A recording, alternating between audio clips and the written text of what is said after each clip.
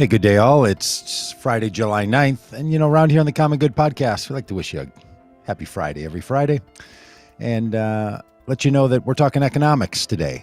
We alternate between science and economics on our Fridays because economics is part of science. It's the science of understanding how our economy works.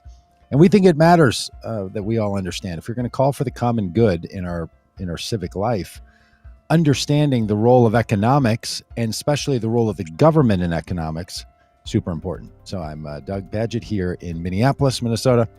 Got producer and today co-host Dan Dietrich with us. Hey, Dan. Hey. Glad to be here. Hey, so, we've been talking over the last number of weeks with our in-house economist, Fadl Kaboub. And Fadl has been telling us to think about the federal government spending differently in this way that's often referred to as modern monetary theory. The idea of modern monetary theory, that phrase is that there's been theories that have operated the perspective of federal spending in civilization, right? Government spending in civilization. And the current place we find ourselves in the United States with how the government spends money needs to be talked about in modern terms, right? So the updated, the way we think about it now. The big hook on all this is that the question of should the government be spending money, the federal government, and what does that do to the economy? This drives so much of the question of politics and political perspective, basically. If polls are to be believed on these such things, most people who vote, especially for Republicans, but also for other candidates, say that it's economics that drives their decisions. The impact that the government official has on their own pocketbook. I still love that phrase, a pocketbook. Can you imagine that people used to carry around a book in their pocket that either was a ledger that kept track or a place where they carried their bills? Remember Bill Folds? Anyone still Bill Folds? Yeah, I do have one. I carry a billfold. I remember yours. Looks like it's going to cause back trouble. No, it's why I think it's. But I have a money clip on the outside because I want people to see all the bills that I carry on the outside. It's been empty since the pandemic. Like I've had no need to carry cash. I don't know money is a real thing anymore. But people talk about pocketbook issues, right? And they believe that the federal government is taking their dollars to pay the federal bills, to pay the things that the federal government wants to pay for. Makes all the sense in the world. Of course, people would think that because every other government, your state government, your city government, your county government, there's a lot of governments. All of those governments, that's what they do. Their only way to spend money, state, county, city level, is to put money in their bank account and then to spend that money that's in their bank account. Some of them may take loans from banks and so on to do that, but then that puts money in their bank account, right? And that's how they spend the money. So every other organization does it that way. Every government does it that way. But as we all learned on Sesame Street, there's one of these that's not like the others.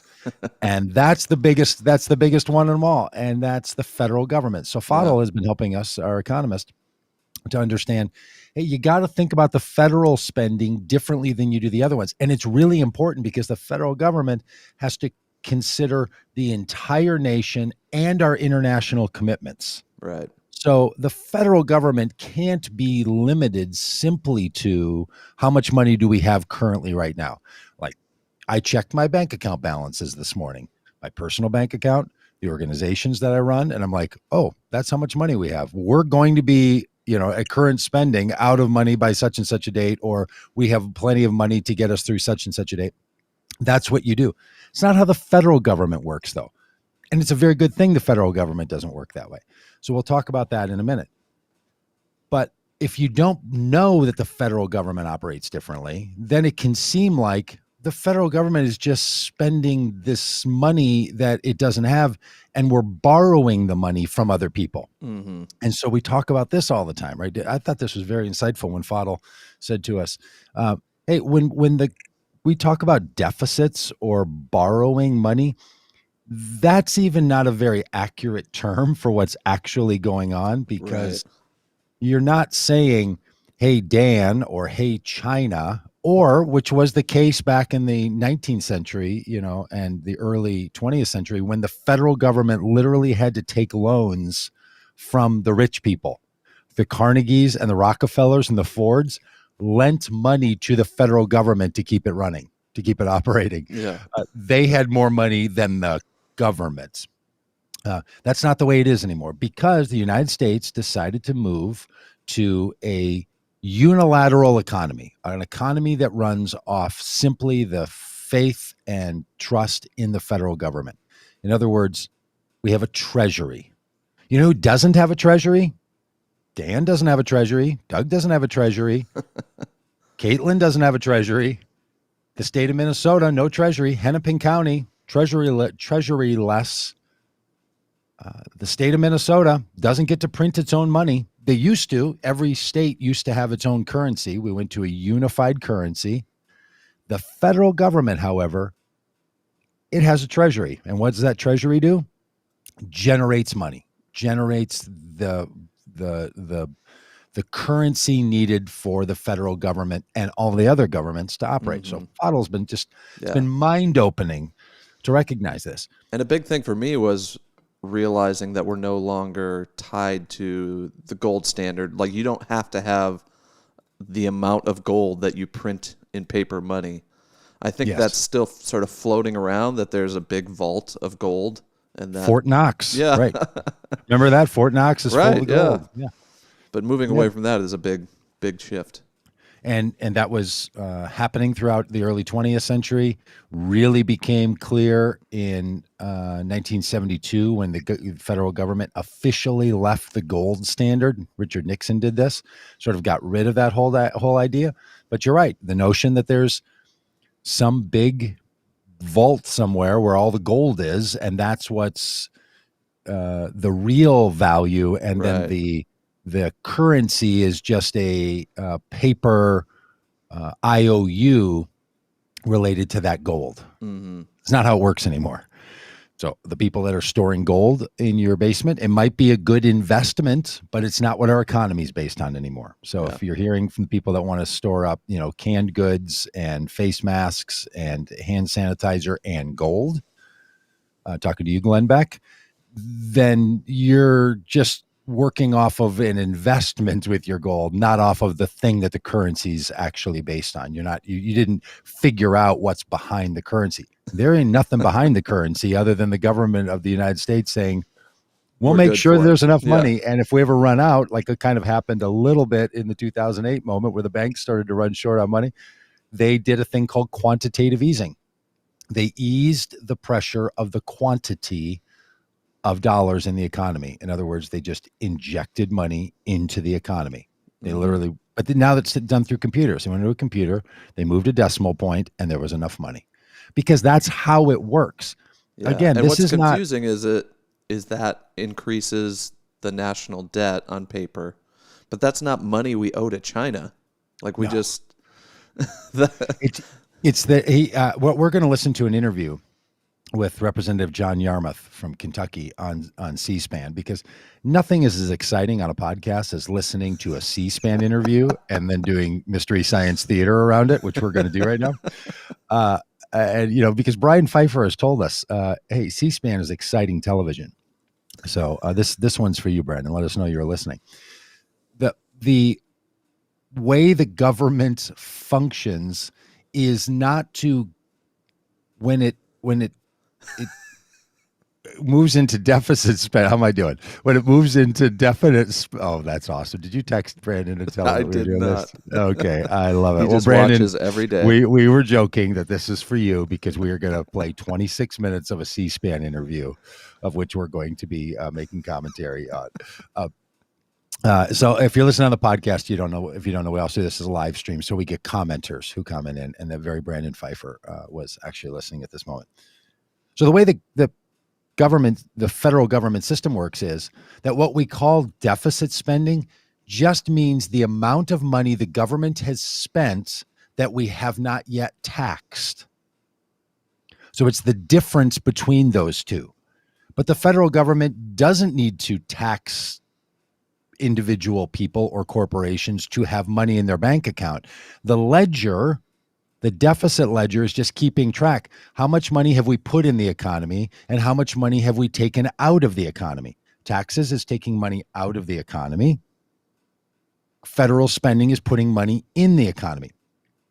Every other government agency, every other government entity, every other private entity is circulating the money. See, this was the 2:00 in the morning wake up that I had after listening to Fadl on this. And now I want to pretend that the student has become the teacher.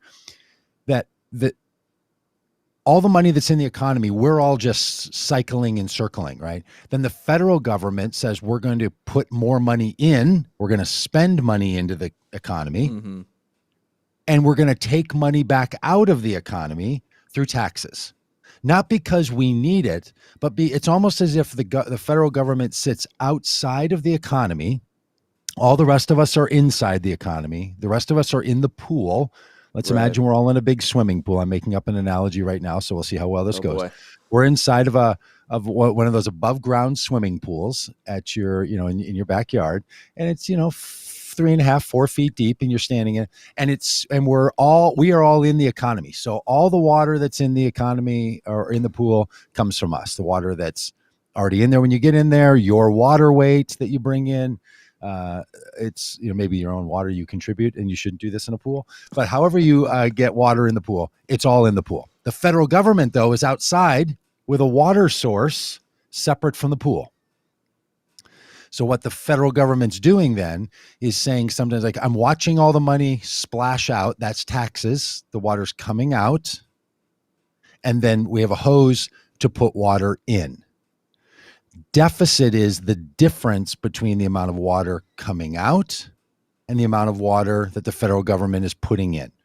So if we were a foot below the surface of the rim of the pool and the federal government puts in 3 inches of water, it now has a 3-inch deficit versus the amount of money that's gone out. And I know that that's confusing because deficit seems like it's the opposite of putting in. And this is the thing that twisted around in my head and I think still confuses people because it's classic accounting language, right? Remember when you took an accounting class or you did your bank account or even you got into an Excel spreadsheet, and you have to recognize that in accounting language, the difference between a negative number and a positive number is not the same thing in an accounting ledger, right? So that's the way it is with the federal government. The amount of money going in that's more into the economy, that's more than the amount of money that's coming out, they call that a deficit. The deficit is not of what the government owes. The deficit is the tax deficit compared to how much went in. Now, why would the government take money out and put money in? Because the big concern is inflation. If you just keep putting money in and money in and money in, everything just gets more expensive. So you're trying to control the economy. Secondly, you're trying to control people's behavior. Taxes are is a behavioral control system from the federal government. We want people doing certain things. So we say, we're going to let you keep more money, federal government saying. We're going to let you have more money if you spend it on those things. If you don't spend it on things that we think are good, we're going to take some of that money back out of the economy. Now, all of this raises a really important question of should we have taxes at all? Okay, so separately from all of this, but if you're still listening, thank you. Because I know this can seem dry to people. We don't tax at the federal level in order to have money to pay for things. We tax at the federal level to control inflation and to incentivize certain behaviors. That is so essential to understanding not a theory of how it could go, how it actually goes. That's what taxes are all about. Funny enough, this is what Republicans and fiscal conservatives have been saying for a very long time. But then they confuse you. They trick you, these conservatives. And they say things like, we can't live beyond our means. Yeah, at the federal government, to your household budget all the time. There ain't no means. All right, so this is what we've been talking about all this time. And Fadl said to us, the common good economist, said to us, hey, you should watch this interview on C-SPAN, which then he started sounding like Brandon Pfeiffer, of John Yarmouth, who's the chair of the Budget Committee in the House of Representatives, a Democrat. He was on C-SPAN talking about, do we have enough money to pay for all these things that Biden administration and the Democrats want to pay for? And so he said, you should listen to this. So we're going to.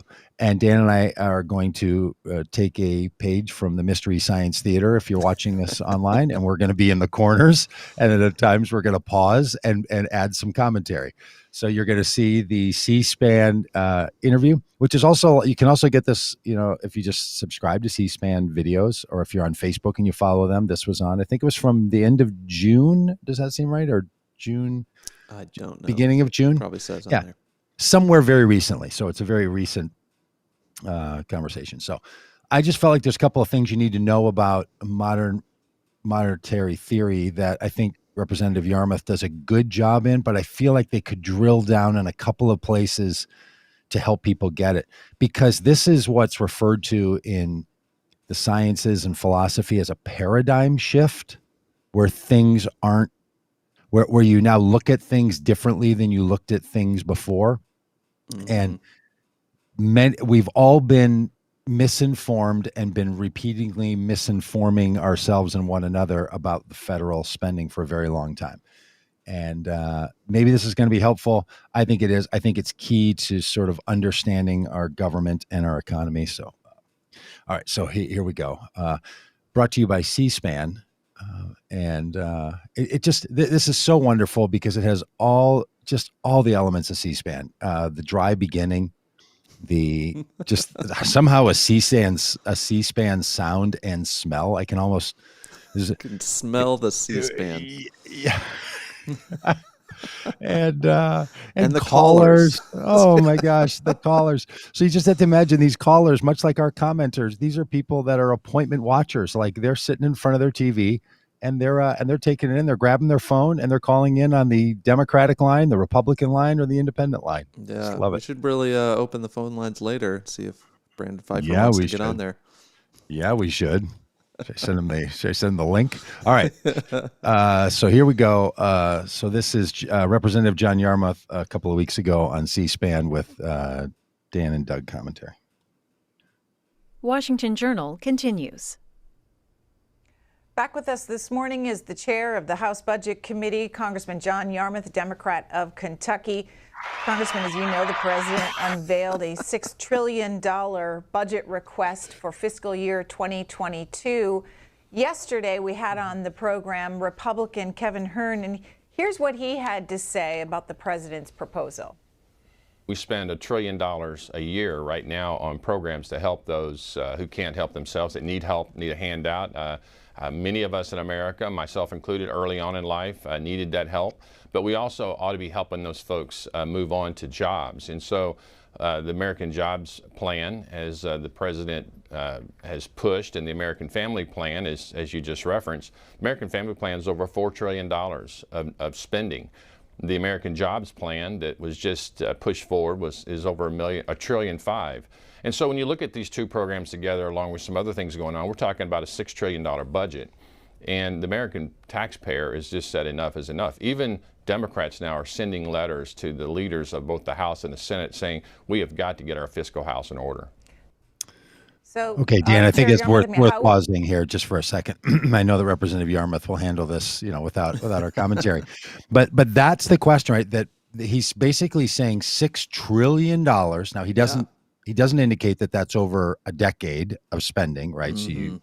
But he's basically saying, creating the impression the federal government is going to come to you and take $6 trillion worth of money from all of you in order to pay for these things.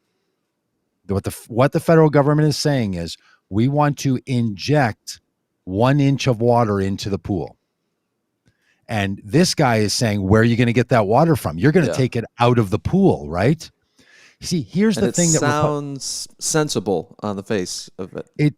It does, until you think about it. If you use this pool analogy, then you would say, well, what is the Republican arguing? Is he arguing that there's a pool with the water in it and the government's going to take money with a pump out of the pool run it through the federal government as taxes, and then put it back in the pool as spending, well, then it would be a zero effect, right? Money Yeah. would come out, money would go back in, and there would never be any more money. The economy would never grow. The thing that you have to realize so you know that modern monetary theory works is our economy gets bigger each year. We spend just about $1 trillion a year in our economy, right? Our US, but sometimes it's below 1 trillion, sometimes it'll go above. What causes it to grow and to shrink? What causes that to happen? Because all the money is in the pool, right? So the federal government is the driving force to add new money.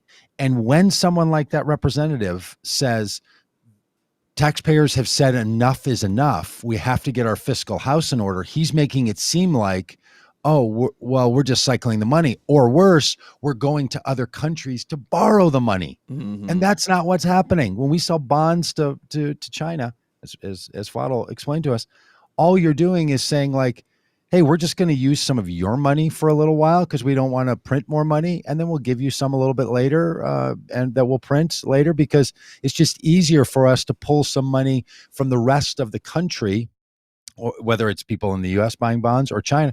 We just want to circulate that money. We've got another little area of our dollars that exist in the world, and we're going to put those dollars into play. Mm-hmm. That's what bonds are. It's not borrowing the way you borrow on your credit card. And people literally say things like, we're just putting all this on a credit card on our children. Yeah, our And grandchildren are going to have to pay for it.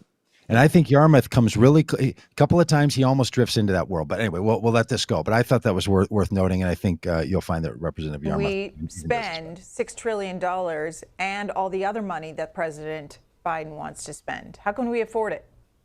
We can't afford it because we determine how much money's in the system and at the federal level. The federal government is not like any other user of currency, not like any household, any business, any state or local government. We issue our own currency, and we can spend enough to meet the needs of the American people. The only constraint being that we do have to worry about inflation from that spending. Now, so many people say, well, we've got so much debt and our grandchildren are going to it's going to be on their backs and so forth. That's not the way it works. And I think the American people need an education about how the monetary system does work. I remember going back, Greta, to when Paul Ryan was chair of the Budget Committee, and even before that, and all of these forecasts of gloom and doom about, we're going to accumulate so much debt and interest rates are going to crowd out all other spending. Well, we basically doubled the national debt from the recession in 2009 until last year before the pandemic. And none of the things that people warned would happen happened. We didn't have inflation. We had record low interest rates rather than higher interest rates. And the dollar was trading within normal levels vis-a-vis other currencies. So I think a lot of economists now have begun to say, wait a minute, maybe we've been thinking about debt in entirely the wrong way. And even Fed Chair Jay Powell has basically said, we have the fiscal space to do what we need to do right now, to make the investments we need to make to build the kind of economy for the future that we all hope we'll have. Well, why are people? Okay, so I think Yarmouth did a nice job there, but I think he could clarify a little more deeply. It's not like we can afford the debt. When Shelley and I decided to buy our house, we decided, okay, we're going to have a mortgage. It's a $175,000 house. We're going to put X amount of dollars down. We're going to carry a mortgage. We can afford that debt. That's one way to think about it. Can we afford to pay the interest rates on this debt over time? Mm-hmm. When the federal government, and I'm afraid that Representative Yarmouth almost seeps into that, his comments could be taken by people to say, well, that's what the federal government's doing. By saying we have room to invest, meaning we have room to take on debt. What he's meaning, though, is, I'm going to mansplain him for a second. We are, as the, you would think, a podcast host, former pastor and agitator would be the great one to mansplain Budget Committee chairman. But what he's getting at when he referenced the Treasury Secretary Powell, he's saying that there's room to invest, meaning we're nowhere close to causing the economy to heat up too much and to get too much inflation. So the room is not, can we service the debt? The room is, can we afford to do this without destabilizing the economy someplace? Can we inject this much in without causing inflation? My little pool analogy, which might not be perfect, in other words, is to say you can keep adding some water to the pool and it's not going to overflow yet because you don't want it to overflow. That would sort of be inflation, right? You've caused that inflation to happen. And so he's now set it up. There it is. Like the federal government's not like the other. We issue our own currency. We're operating in a different space. There's room. And the cataclysmic worries about overspending, damaging the economy. Now, this is what's hard for a lot of progressives because now they're having to find themselves agreeing with the conservative Republicans who said, hey, we can do tax breaks and it's not going to cause any problem on the federal government spending. We're not going to shrink our federal government by shrinking taxes because the federal government spending is not solely related to taxes. Mm-hmm. Taxes is taking money out of the economy. Spending is putting money back into the economy. So it raises a really big question about taxes. And we would all have a better conversation about taxes and about should wealthy people get tax breaks? Should middle-class people get tax breaks? Should anybody be paying taxes? That's a conversation you can have once you understand the function of taxes. But people all over the place on the political spectrum talk as if if you don't pay your tax. Joe Biden even said this a few years ago. Paying your taxes, he said, is a patriotic duty. Like you're chipping in to make the government work. People slip into this stuff because I don't know why. I don't know why we just don't explain how the federal government works. It is true at your county level. It's true at your city level, and it's true at your state level. Yeah. You are paying for your services. Mm-hmm. That's where, or money comes in from the federal government or it's borrowed. That's where money you're paying for your local public schools. You're paying for those services. Yeah. The one that's not like it is the federal government. So that's the thing that's the paradigm shift to say, oh, hang on a minute. This is almost like our economists, our physicists saying to us, what happens at the molecular level is quantum physics and what happens at the larger level is Newtonian physics. And they almost feel like they're opposite experiences, right? So if you know that kind of world, the smallest level versus the largest level, there's a different set of rules, and people are trying to find a unified theory because they hate the idea that there's not consistency between those two. In economics, the one issue, the one entity that's not like the other, federal government. Yeah. Have we beat that horse hard enough? And how should we be thinking about debt and deficits? Well, I don't get any royalties from this, but I would flog a book called The Deficit Myth by Stephanie Kelton, an economist and professor. And it's become quite a bestseller, actually. And what she says is that if you look at the total national debt, $28 trillion right now is what we think of as the national debt. She said, don't think of it as debt. Think of it as all the money that the federal government has invested in the country over our history minus taxes. And that's really what it is. I mean, those $28 trillion didn't exist before the federal government issued them. And so the federal government has the ability to create money, create financing, and that's what we've been doing, we'll continue to do. The thing that I am so impressed about from the Biden administration is that they're reversing decades and decades of our asking questions in the wrong order. Historically, what we've always done is said, what can we afford to do? And that's not the right question. The right question is, what do the American people need us to do? And that question becomes the first question. Once you've answered that, then you say, how do you resource that need? And that's not just money, that's also capacity. So, for instance, there's a $225 billion investment in child care in the American Families Plan, but you can't just say we're going to give $225 billion to people to pay for their child care because there's not enough capacity. So what you do is you'd make a false promise to the people, and then you would drive the price of existing child care even higher. So what you have to do is spend part of that money on building capacity so that there's enough child care to actually service the people who need it.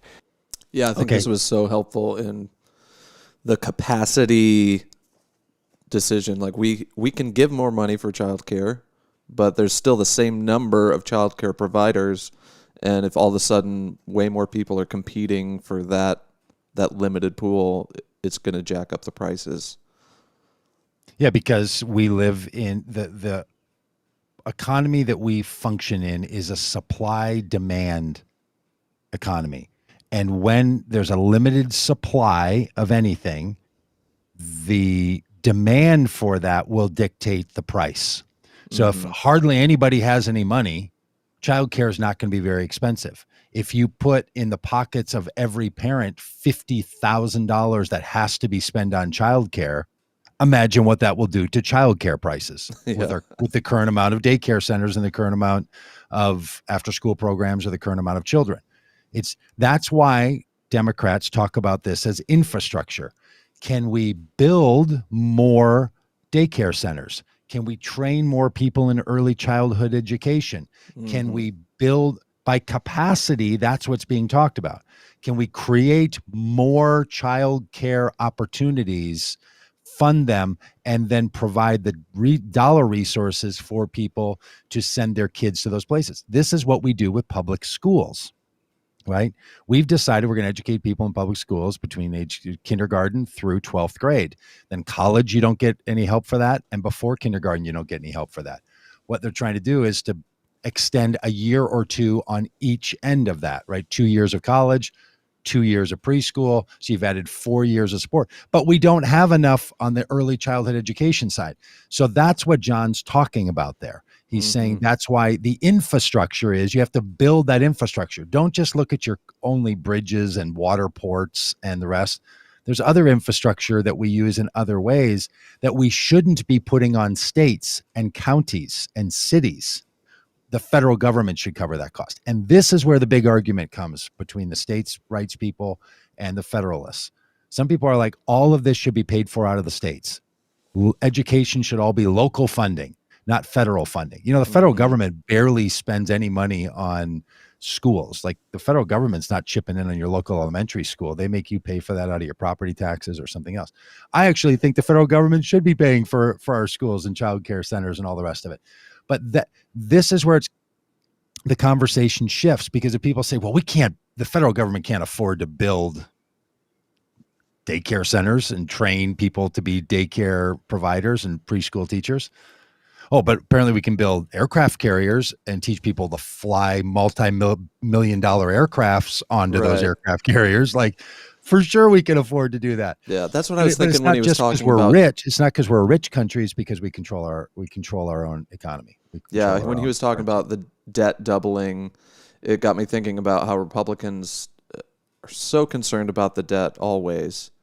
But even under President Bush and Trump, like the deficit went up because the one thing you can always find money for is the military. Somehow we don't ask, how will we pay for $700 billion in military spending? We're able to finance that just fine, but when it comes to like feeding hungry kids, then it's like, well, yeah, there's that old joke about let's check under the couch cushions. I look forward to a day when schools have all the money they ever ask for and the military has to hold a bake sale, right? How about if we just flip those two things in their head? But this is the real argument, right? Is that federal government funding is not spending more money than we can afford. Deficit means we're injecting more money than we're taking out. So if you want to balance the budget, your two choices are take more money out, taxes, stop putting money in federal government. And you might say to yourself, why would Republicans be saying, let's balance the budget? This is a big question. Why are they always saying we need to get our fiscal house in order and balance our budget?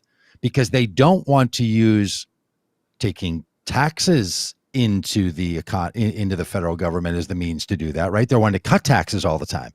So why would they be saying stop federal spending, lower the amount of federal spending?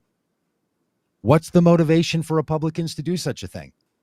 The belief that the federal government does not know better than you how to build our economy. This is all about anti-federalism. Republicans may not even know that this is why they hold that argument, or why they follow leaders who hold this argument. People who want a deficit reduction but don't want to raise taxes to get there. They want to reduce federal spending. The motivation is they think the federal government is too intrusive. That's what this whole thing's about. That's the argument that's going on, is that it's too intrusive.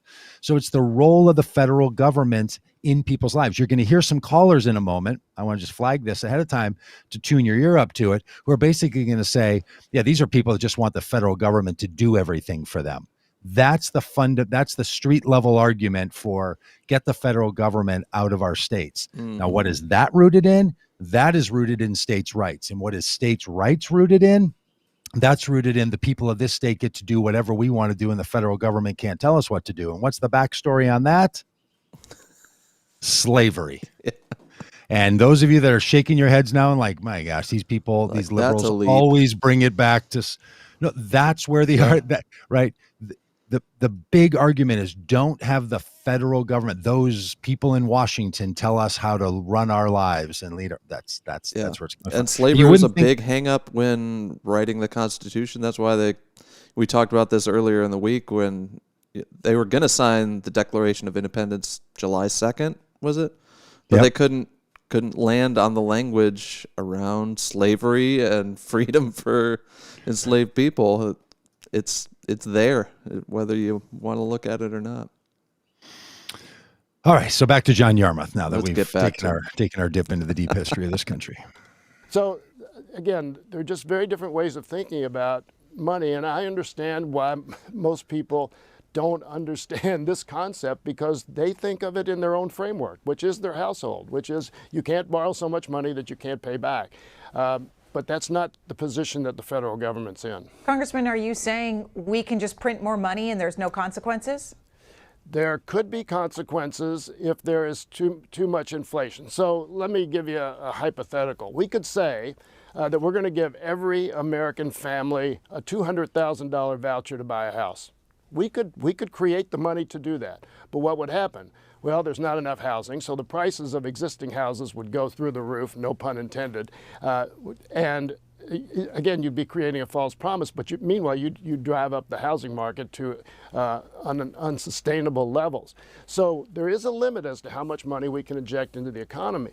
The thing about the rescue plan, and here's where I think Kevin Hearn. Okay, can we pause there for a second? Yeah. I kind of wish there had been a longer pause when the host, who's doing a great job, says the question that should be going through everyone's mind. Are you saying the federal government can just print as much money as it wants and there's no consequence? The answer to that should be yes. The federal government can print as much money as it wants and there not be negative consequences. The federal government can print as much money as it wants, and there could also be consequences.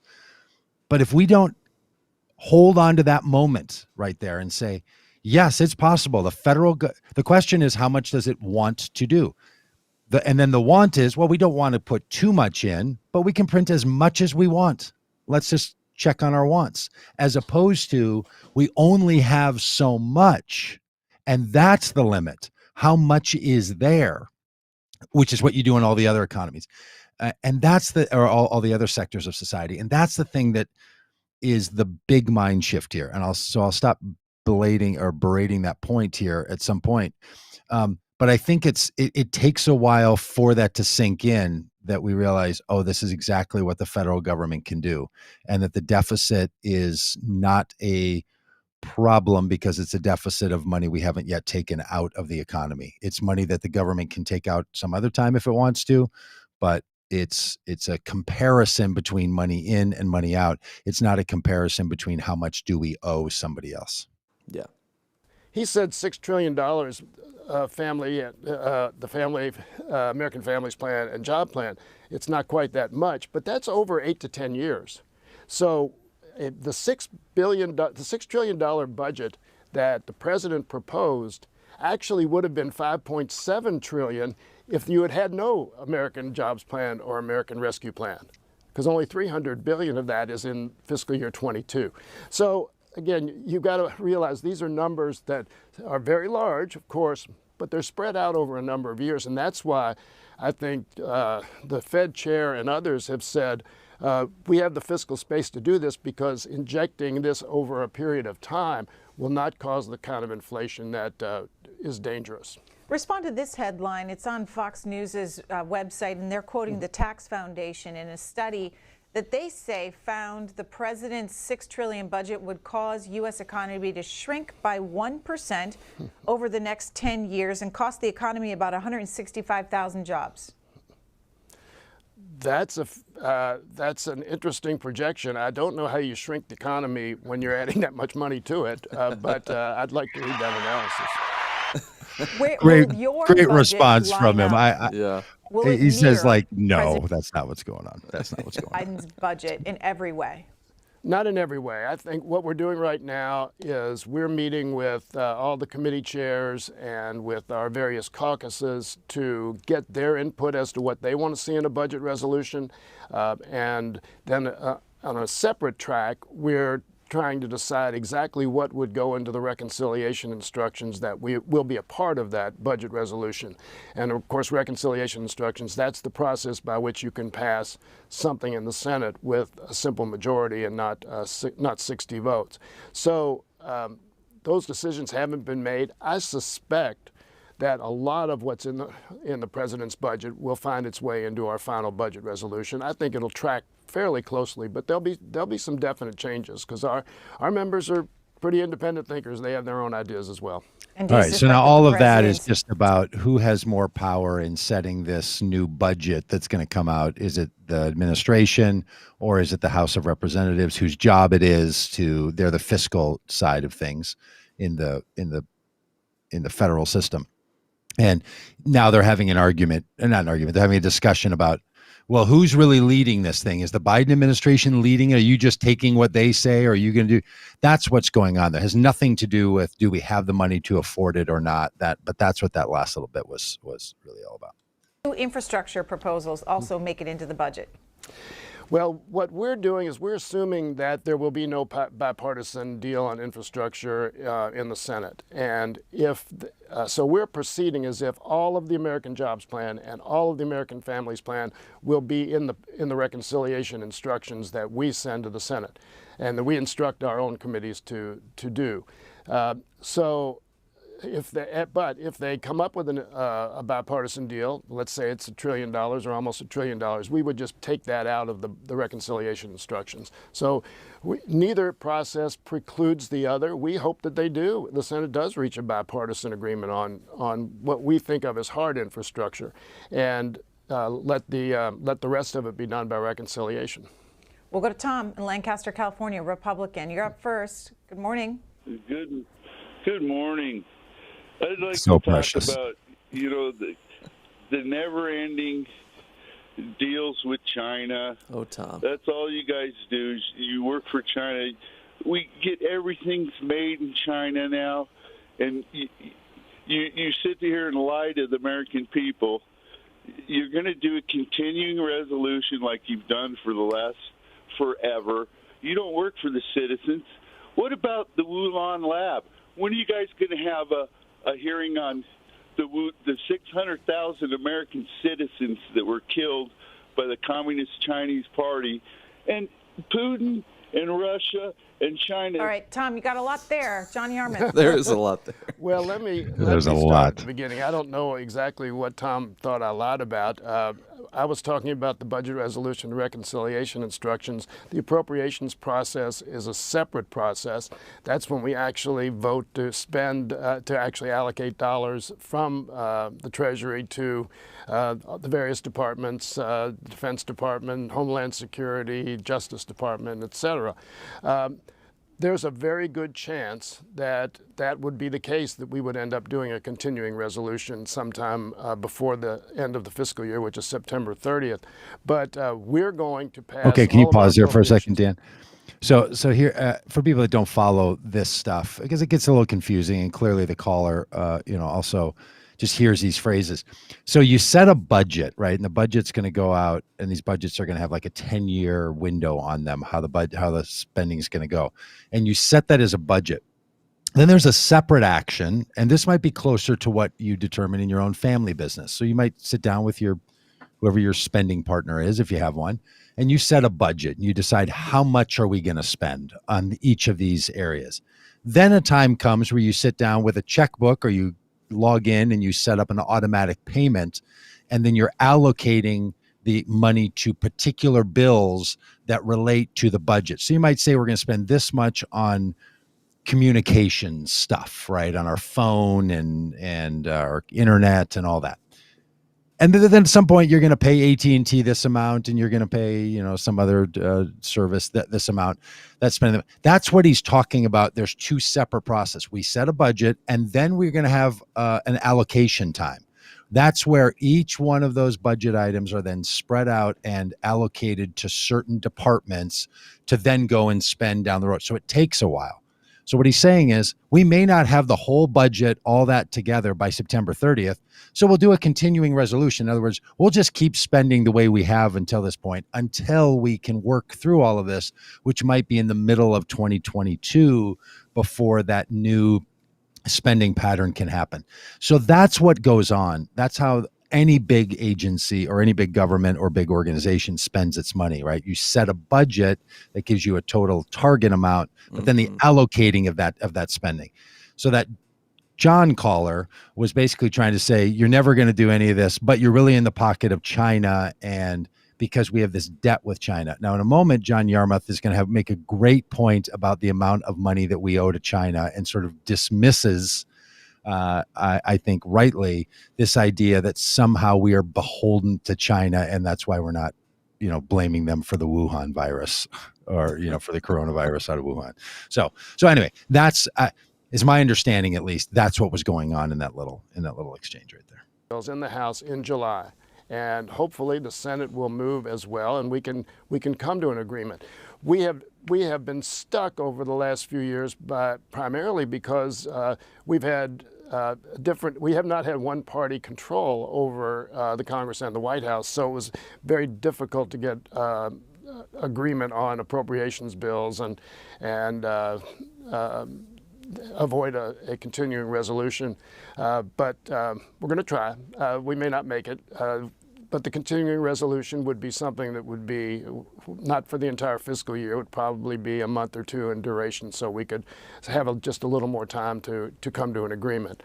The rest of it, I don't think I want to deal with Chinese labs and those types of things. We'll let Tom ask that of somebody else. All right, I'm in charge of the budget committee, not Well done, John Yarmouth. Well done. Disease control. Scott, Thomasville, Georgia, Republican. That's how you pass the Good buck. morning. You made the comment that most people look through the perspective of their own household, and it doesn't have the government does not have the same limits. Right. I do agree. There's certainly a big difference between households and the government itself. However, the government does have limits, and because the government doesn't have any more money than the people have. And so there are limited resources. That's not what people don't like to talk about that anymore. We can just do whatever we want to. And I can tell you, inflation is here. There's a beach that I went to almost on a monthly basis last year at this very time, and it was $300 a night. Now it's $850 a night. Along with that, we know in South Georgia we have limits as far as who we can hire. People are not wanting to work. You are having to pay more money to get them, and there is too much money supply already. I agree. I think we need an infrastructure plan. Let's do it. But as far as trying to artificially pump up and have some kind of artificial jobs deal, the private sector has plenty of jobs. We don't need to create jobs. If we need something done, let's do it. But let's just don't create something to create something. Thank you. Oh, I totally agree with that last comment. If you're going to spend money at the federal level, if you're going to make investments, they need to be meaningful and important investments, and they have to actually add to the economic capacity of the economy. And that's what I think the American Rescue Plan and the American Families Plan do. But no, we can't just throw money at worthless projects. And but let me go back to one comment you made, and that is that we don't have any more money than the people have. Yes, we do. We do have the printing presses, and I hate to use that term, printing money, but we do. And if you think about it, we've been accumulating debt in the United States for most of our 230-year history, and how did we do that? That's because the government issued a lot of money over time, and nobody's ever been asked to pay off any of that national debt. We've been able to finance our debt when we needed to, and I think that it will remain that way. Again, the constraint on us is rampant inflation, and I don't know about going from $300 to $800 for a room, but a lot of the inflation you're seeing now is pandemic related, not demand related. And it also, the numbers are a little bit distorted because the numbers we saw in April and May for the last 2 months were compared to last April and May, which was the depth of the pandemic. That was when everything shut down. So clearly, as you emerge from that pandemic, people weren't going anywhere, so they didn't buy gas. Now gas prices are up. People weren't flying, and now they are. So airline tickets have gone up. So a lot of that's related to again, the comparison between last spring and now. And that'll continue for a while. I don't think there's any question about that. The other things that at the opening of the show, Fed Chair Jay Powell talked about bottlenecks. I hear all the time the port situation, people who the ships are lining up to get into ports. You can't find containers to actually ship. There's a shortage of that. So the businesses are not being able to get the supplies that they need to build their products. I have the General Electric appliance business based in my district, and they were talking to me yesterday about how the supply chain has really disrupted their business because they can't get parts. We know about semiconductors, and I have 2 Ford plants in my district, and they've had to shut down because they can't get semiconductors for their to build their vehicles. And so there are a lot of problems that I think are more situational and not related to federal spending, but related to other complexities around the world. So hopefully, and I think a lot of economists think that will play itself out over the next few months, and that next year will be fairly back close to normal in terms of inflation. Charles, you're next. So Dan, that was a rich exchange, right? Both from the caller, who started out by saying, hey, I get it. The federal government doesn't have the same limits as anyone else, but they only have as much money as the people are willing to give the government. A lot of people, that's where they are. They say, of course, we get it. Like our state I live in Minnesota, we only have 5 million people to tax. Or in my county, we only have 750,000 people to tax, right? Or my city only has 45,000 people to tax. But the federal government gets to tax everybody and every corporation. So yeah, it's different because it can tax a lot more people. That's what a lot of people believe when they say, yeah, the federal government isn't like the others, thinking that it is in the same constraint, just bigger, just has more options. What Representative Yarmouth is saying, what economists recognize, what the federal government recognizes is it's not like that. It's not different because of its scale. It's different of it because of its relationship to the currency. Yeah. That's what it's the fund. I said I wasn't going to do this again, but it's the fundamental difference. So even that caller that says, no, I agree with you that the federal government doesn't have the same restraints, but it is restrained by the amount of money people can give to the federal government. That's where the change comes. So that's the thing that when you're in conversations with others, to try to get that through is really hard, especially to people who, don't really think about economies and all this stuff all that much. It just seems so counterintuitive.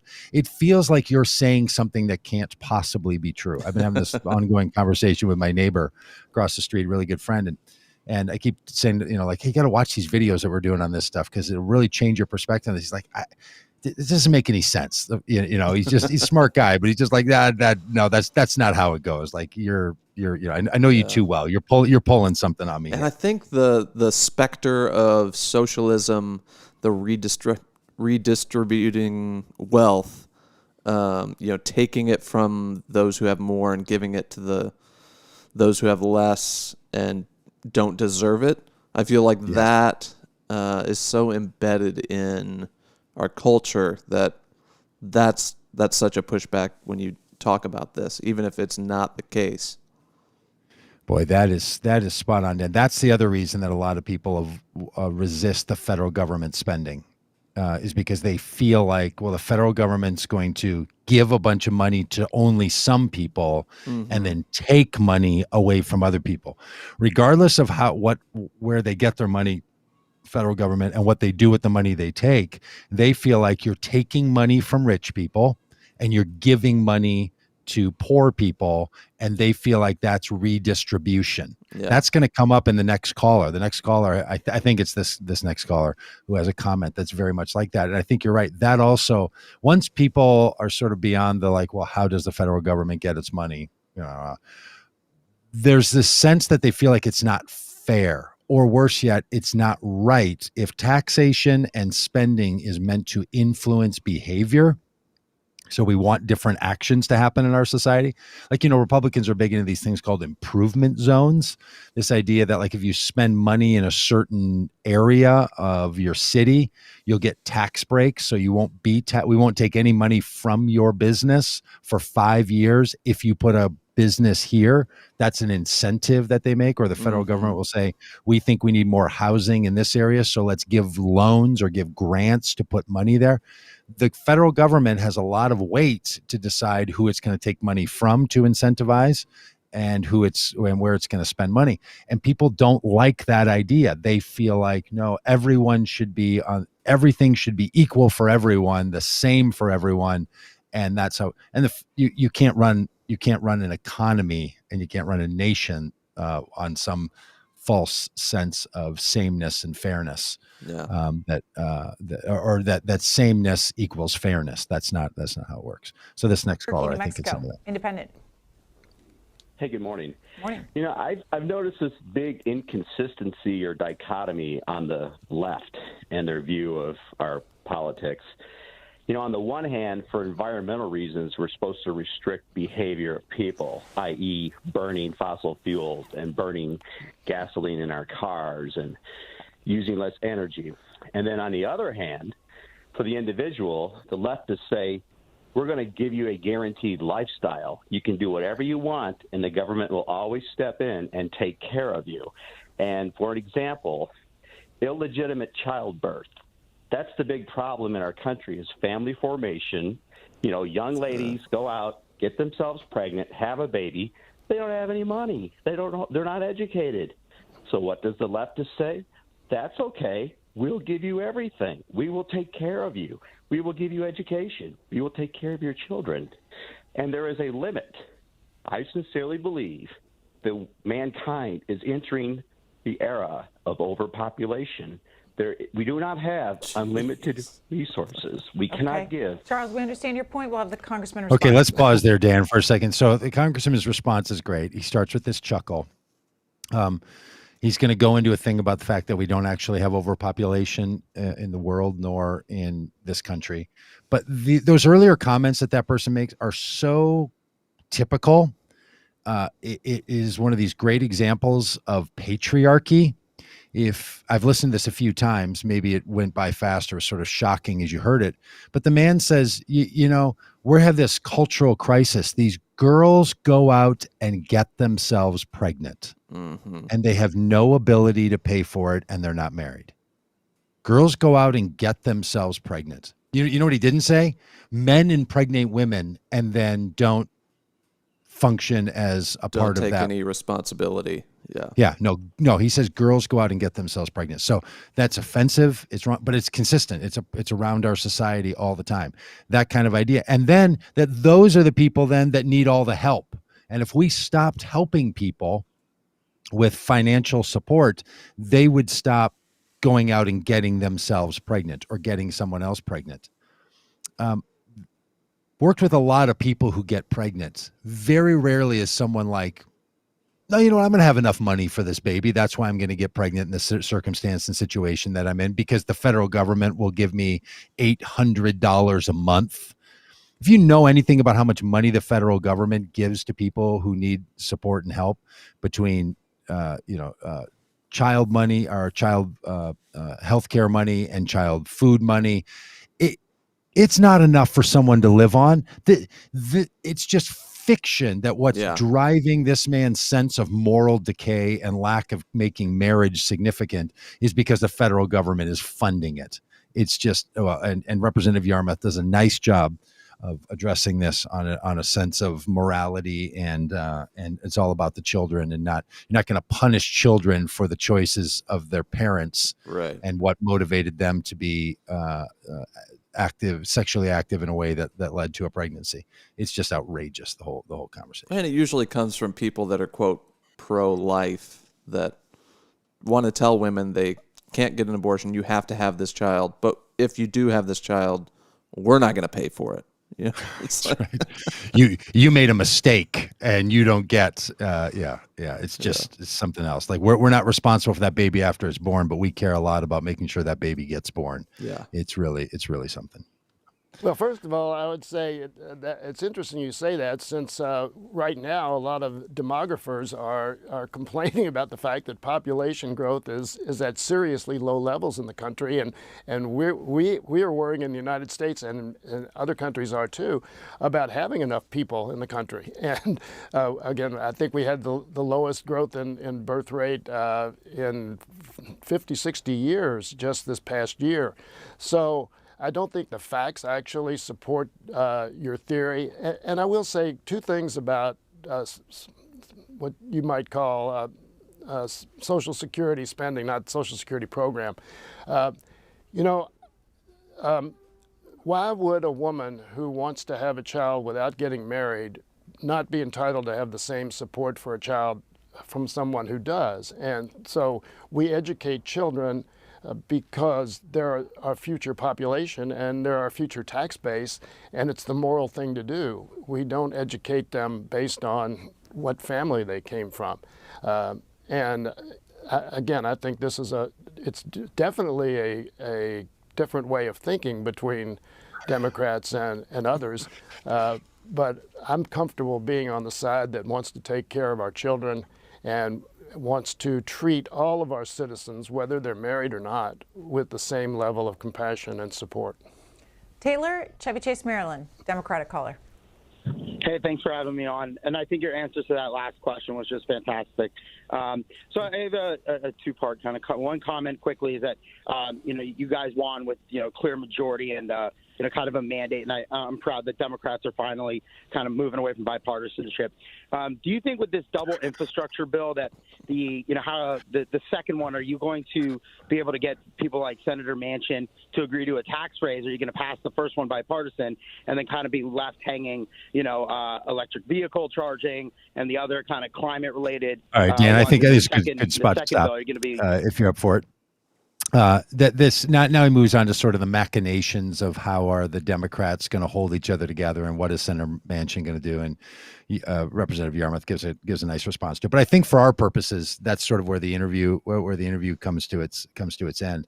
And I thought it was quite instructive. It is the conversation we've been trying to have. I'm glad that Representative Yarmouth and others are out trying to inform people about it. We'd love to help all of you engage with others about this any way that we can, because the conversations about what the common good means for us in our society is a really important one. I think once we can get our minds set around how does the federal government function, then we should be now having this conversation about taxes, because that's the place people really care, truthfully. They don't care about the deficit. You go to New York and they have this big ticker that runs down in the financial district up on a wall that tells you what the U.S. deficit is, and it's just rolling up all the time. Everybody just walks around. Nobody cares, right? And we shouldn't care, because the difference between the amount of money we put into the economy and the amount of money we take out is not a thing that the federal government should really be all that concerned about. Should be concerned about the other things we've talked about today. But what people care about is their taxes, like that they have to write a check to the federal government. What I have found now in the circumstance of this, like when I pay my federal income tax, I'm not talking about FICA, which goes into Social Security and Medicare and Medicaid, but the money that I just write straight away to the federal government, that they're taking out of my bank account in order to make sure that the inflation doesn't go crazy. It's like taxes don't make any sense. They just don't make sense. I don't know what we're doing. We should. This is what the next level of this conversation that I want to have with some Congress people and with our economist Fadl Kaboub is to say, Fadl, why are we being taxed at all? It seems like a burden. And then we have the Internal Revenue Service, and Representative Yarmouth uses this phrase like a tax base.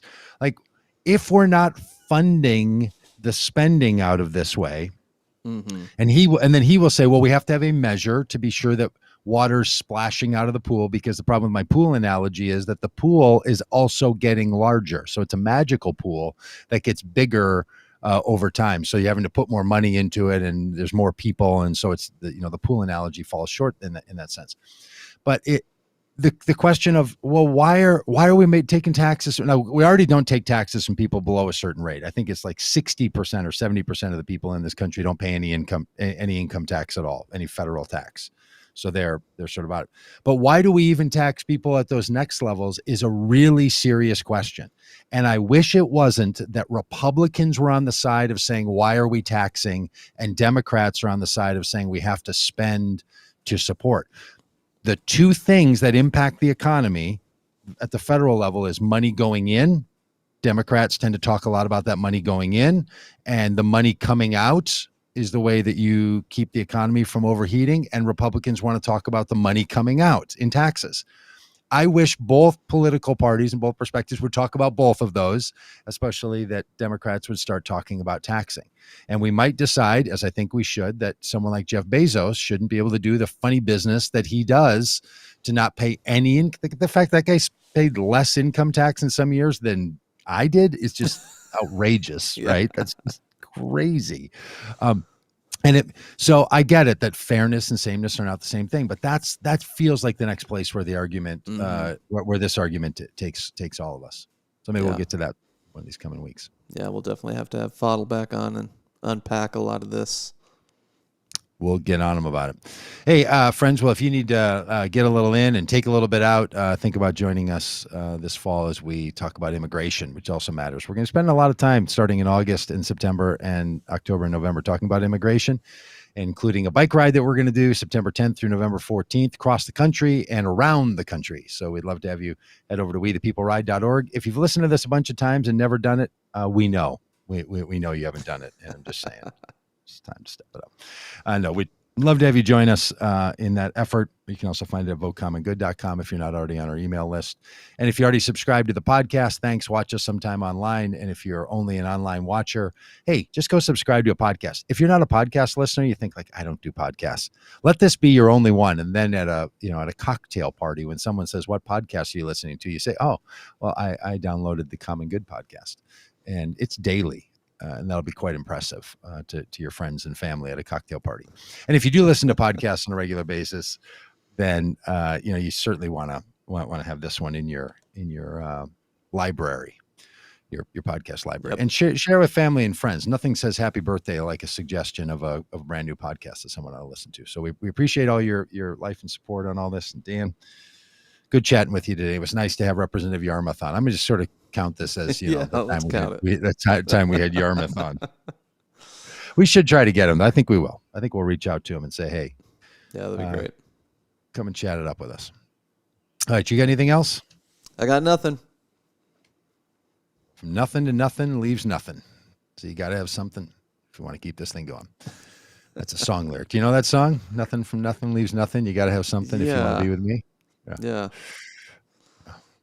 great. It's a great hook. One of I the don't think great. it's much of a lyric. Yeah.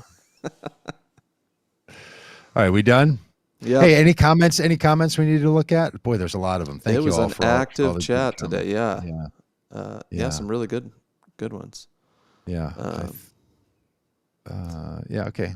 Just trying to scroll through. There's just so many. By the way, if you comment on one of the streams and you're like, these guys keep saying there's a lot of comments, I don't really see them. It's because we post this on multiple Facebook pages and profiles, and then in the software we use, we see all of the comments coming from all of the places. So that's partly what's going on there. So. Yeah. And if you're just listening on the podcast, it doesn't much matter to you. But do send us an email sometime at podcast@votecommongood.com. Yeah. You can send it to info@votecommongood.com too. It'll just They'll enjoy that too. Come to the same place. All right. We'll see you. All right. Thanks, everybody.